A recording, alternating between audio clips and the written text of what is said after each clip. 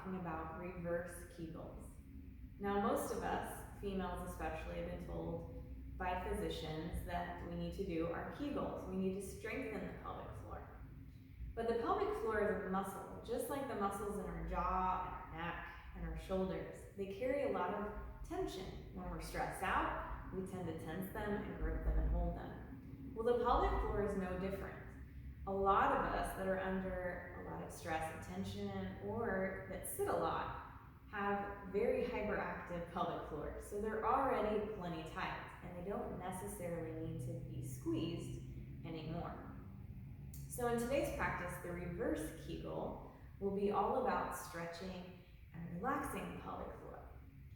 So for today, you'll just need to grab a little washcloth or a hand towel or something similar and roll it up so that it's shaped kind of like a tube. And then you can have a seat on a chair or on the floor or up on a bolster like I am. And a bolster just kind of allows you to let the pelvis dip forward a little bit so we have a more relaxed spine rather than sitting kind of slouchy. So with the reverse Kegels, you're going to roll up your towel and you're going to place it lengthwise down the center of your pelvic floor. So right in between the sit bones, directly under the perineum. Being able to sit forward a little bit in the pelvis, so you have a nice natural curvature to the spine, sitting up tall. As we know, as you've seen in some of my other videos, it's very important that our posture is erect, because if we don't sit up tall, our posture actually affects the pelvic floor muscles, making them weak or dysfunctional. So in this practice, as you get yourself situated and comfortable on the rolled up washcloth or towel, you're going to feel a sensation. You're going to be able to feel yourself sitting on this extra little hump. When we breathe to do reverse Kegels, it's going to be very unlike regular Kegels where we're squeezing up and in. We want to be able to let the pelvic floor stretch and relax. When we breathe, if we were breathing properly, the diaphragm, which is shaped like this, right about here in the ribs, and the pelvic floor, which is down where that washcloth is sitting right now, should move together in tandem, kind of like a jellyfish moves through the water. It's very smooth and fluid. If that is dysfunctional or that breath isn't moving properly, then we might not feel the sensation as much. So know that this takes time and practice if you're not familiar with the movement. As you breathe in and you expand your belly like a balloon, it presses the diaphragm down on your abdominal organs, which in turn press down into the pelvic floor, which is kind of shaped like a hammock. And you'll feel that stretch of the pelvic floor in that fullness of the breath pressing down into the washcloth. As you breathe out, the diaphragm and the pelvic floor naturally move back up into position together.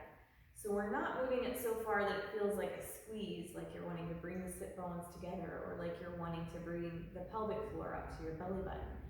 But focusing more on the in-breath, stretching and relaxing the pelvic floor. Reverse Kegels. So let's practice this together. If it helps, you can take a little mudra for, it's actually a mudra for anxiety.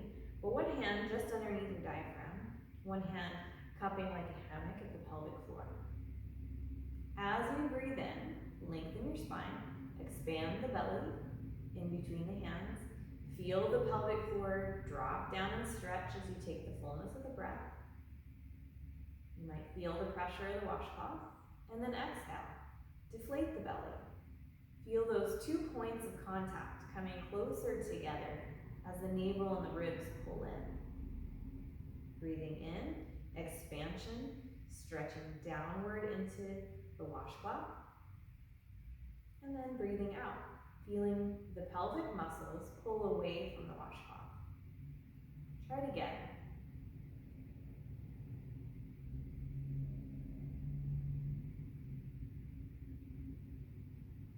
Now let's add a count to that. Breathing in for a count of 5, 4, 3, 2, 1. hold the breath filled up, pressing down into the washcloth, and then exhale for 5, 4, 3, 2, 1. Feel the pelvic floor come back up.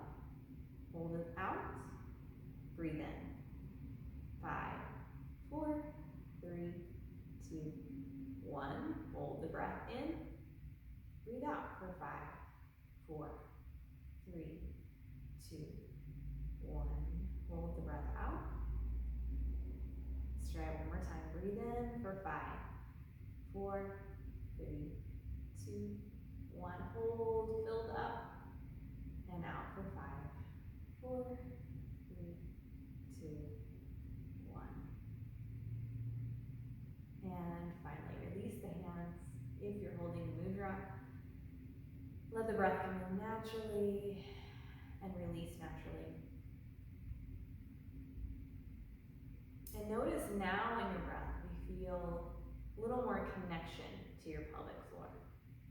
Remember, if you didn't feel much right away, that's okay, that's normal. We're not used to connecting to this part of body, or even talking about this part of our body.